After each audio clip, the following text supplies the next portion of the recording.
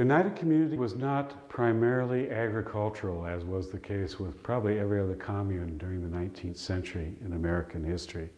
Instead, the Oneida community was always oriented toward manufacturing things, to making things that people would buy. And their biggest money-making product was metal animal traps. The reason for that was that one of their early members was a person named Sewell Newhouse, who was a blacksmith from nearby and who had learned to hand forge an animal trap which was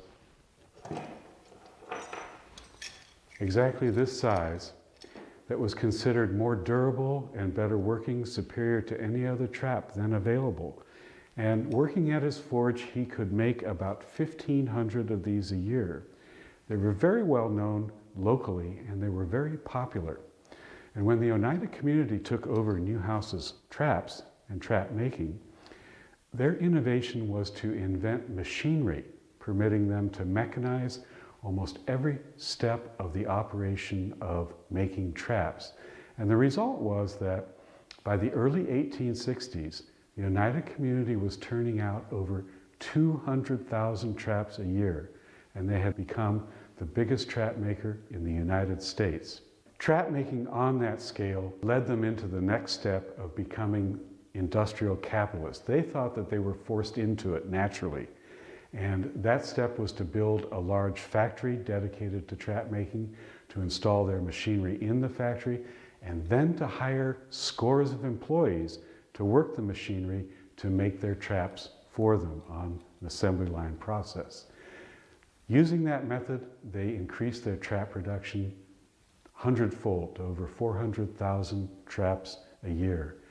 And they became fairly prosperous, and it was money from traps that allowed them to build the 1862 mansion house, which enlarged their first mansion house and was much more stylish.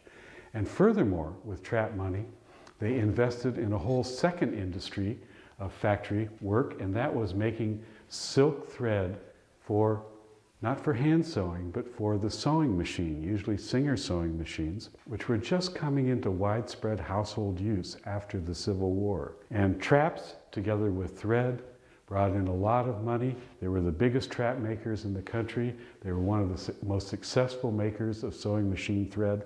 And these placed the Oneida community in the mainstream of American industrialization after the Civil War. The Oneida community ended, and it ended by vote. The vote was actually 199-1, and the purpose of the vote was to end the community and to turn the Oneida community into a completely different kind of organization. On January 1st, by that vote, January 1st, 1881, the Oneida community became a business, a joint stockholding company called the Oneida Community Limited.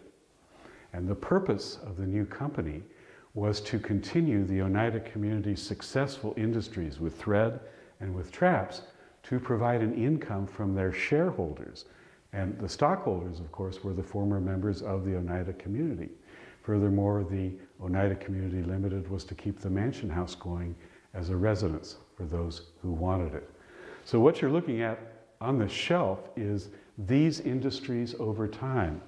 These are traps and threads as they were made during the Oneida community, and then traps and threads, the same products that were made by the company, Oneida Community Limited, in the late 1800s and early 1900s. The Oneida Community became a company in 1881 called the Oneida Community Limited, but that company, which was supposed to keep traps and threads going at a successful rate, almost went out of business by about 1900. And the problem was that traps and threads seemed not to have much of a future. And at that point, the company faced a crisis. It would have to find a product that offered a future, that had what they called an expandable market. They thought that they might have such a thing in a product that had begun in Oneida community days in the form of cutlery or flatware that was very crude stuff. Unlike the thread or the traps, it was not the best money could buy. It was second-rate stuff. Nevertheless, they thought that there might be a future in that, and in 1900, the company embarked on a highly ambitious and highly risky plan to completely restructure around the silverware specialization. In doing so, they faced major problems, the first of which was quality. To improve the quality of their flatware, the company went to a process of electroplating 3 times as much silver to the base as was commonly used. And that new form of silver-plated ware, or what we call silverware, created a new top-of-the-line product that they called Community Plate. And then company people spent more time worrying about who would buy this kind of stuff and trying to design patterns and styles that would appeal to their audience, which was mostly young women. The earliest pattern they designed for their new Community Plate was this. It was called Avalon, of about 1900. But most of all, the company invested unheard of sums of money in developing new, innovative ways to market and advertise their product.